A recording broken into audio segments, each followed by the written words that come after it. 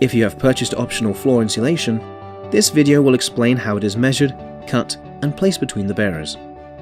We will be using our Lantera model to demonstrate the process, but the installation is the same on all models of cabin. The floor insulation itself needs to be fitted prior to the cabin's floorboards, as it goes underneath, in between the bearers. To begin, take the 25mm insulation sheets provided and lay them down in position.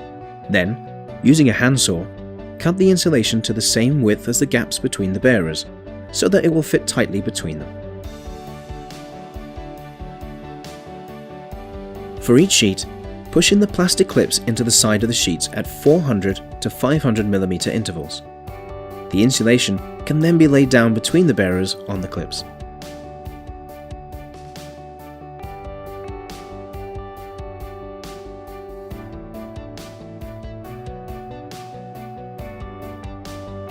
And that's all there is to it.